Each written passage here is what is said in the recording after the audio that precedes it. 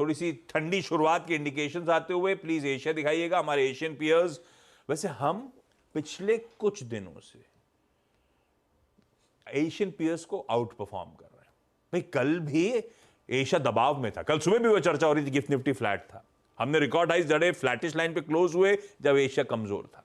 आज फिर एशिया दबाव में और अच्छे खासे दबाव में, आधे से 3/4 1-1.25% ऐसे एशियन मार्केट्स क्रैक दिखा रहे हैं। तो एशिया फिर पेन में है और उसकी रीजंस है यूएस के बाजार, हैंडओवर खराब है, यूएस में 1/3 से लेकर 1-1.25% दबाव था।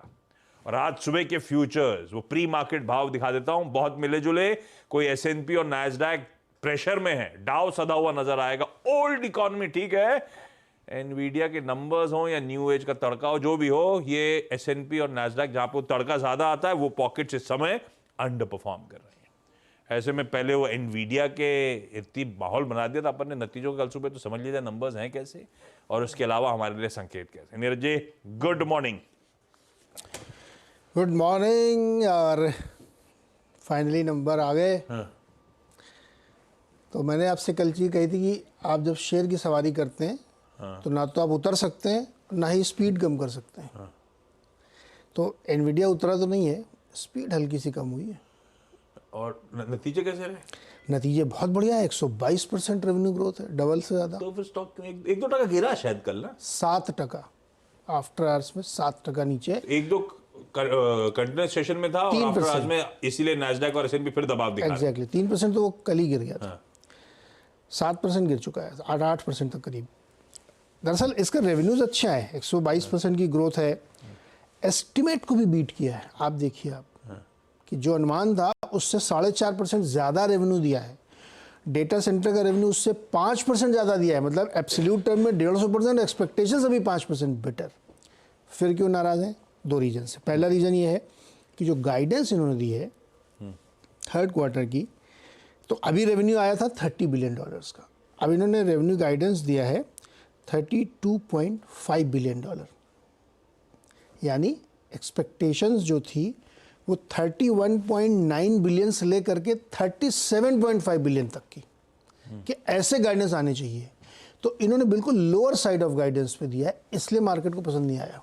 अगले क्वार्टर की जो गाइडेंस है वो ठंडी लग रही है, वो ठंडी लग रही है कि जो अनुमान मार्केट लेके चल, मार्केट के तो अनुमान भी बहुत ज़्यादा है, मतलब 32 से लेकर के $37 तक बिलियन तक का अनुमान ले रहे हैं, उसमें वो 32 साढ़े 32 दे रहे, तब भी आप खुश नहीं, क्योंकि आपने अपर एंड से बहुत नीचे दिया है।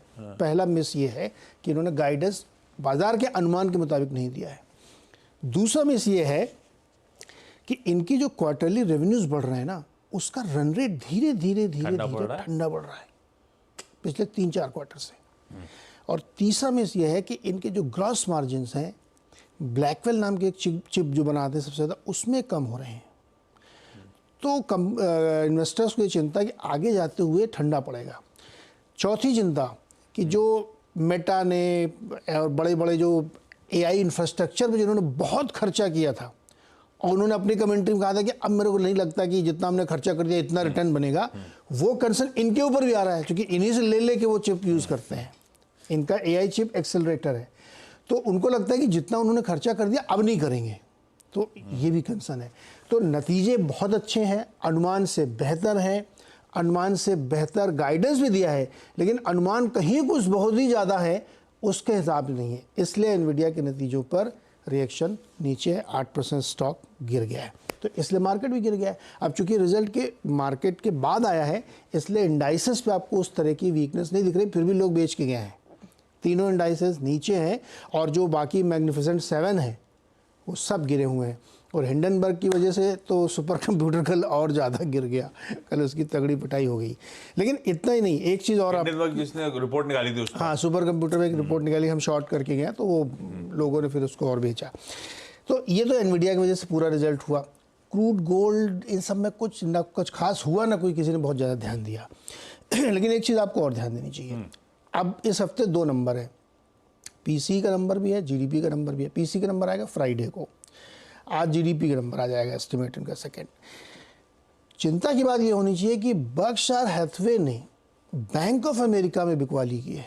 अभी आपने सुना होगा उन्होंने एप्पल में माल बेचा था, अब उन्होंने बैंक ऑफ अमेरिका में बेचा, और थोड़ा बहुत नहीं बहुत ज़बरदस्त बेचा और कैश बढ़ा लिया। भयंकर कैश पे बैठे हुए हैं।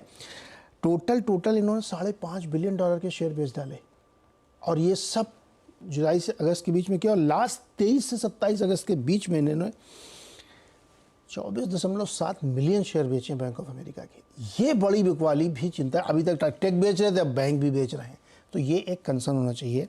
और गोल्डमैन सैक्स ने एक बड़ी अच्छी कमेंट्री लिखी। उन्होंने कहा कि जो अगस्त के शुरुआत में मार्केट गिरा था, उसके बाद जिस रफ्तार से इसकी रिकवरी हुई है, वो मेरे लिए चिंता की बात है।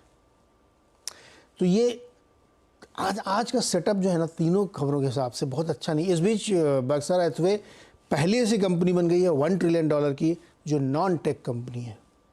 सोचो, अब बेच के भी कंपनी ऊपर जा रही है। तो Berkshire Hathaway $1 trillion market cap की नॉन टेक कंपनी पहली कंपनी बन चुकी है। तो आज का सेटअप बहुत अच्छा नहीं लग रहा है यार। ये तो गड़बड़ है। और हो सकता है वैसे, क्या पता एनवीडिया इन्फोसिस से सीख गया हो, कम बोलो ज्यादा करो। ये अगर वो करें तो मतलब अन्य बेचारे ज्यादा भी बोल रहे तब भी खुश नहीं आदमी। मतलब उम्मीदें इतनी बढ़ा ली लोगों ने कि अब ये गड़बड़। एनालिस्टों की गलती यार, इतनी उम्मीद क्यों बढ़ा रखे हो। ये इंटरेस्टिंग है। चलिए, मतलब आज का हैंडओवर थोड़ा गड़बड़ा है, हैंडओवर गड़बड़ थोड़ा आज का, और कई सारे रीजन बता दिए इन्होंने। दिग्गज फंड मैनेजर्स कैश में बैठ रहे हैं, नतीजे अच्छे होने के बाद गाइडेंस और इंटरनल्स कम। इतना तो इन्होंने इन्फोसिस का आकलन नहीं करा होगा जितना इन्होंने एनपीटी का आकलन सुना दिया आपको। कितना इन्फोसिस नहीं पढ़ता मैं। तो बढ़िया तरीके से समझा दिया गया क्यों नतीजे ठंडे लग रहे हैं, और क्यों उसका खामियाजा आज फिर आफ्टर मार्केट्स में भी दिख रहा है। यानी कि अभी जो आपको टिक्स दिख रहे हैं आज शाम के यूएस के बाजार के, वो जो फ्यूचर्स के, वो आज भी दबाव में ही रहेगा वहाँ का मार्केट। तो ये तो गड़बड़ा क्या मामला। गिफ्ट निफ्टी भी थोड़ा 1/4% अब दबाव में आ रहा है, खुला तो जोश में था।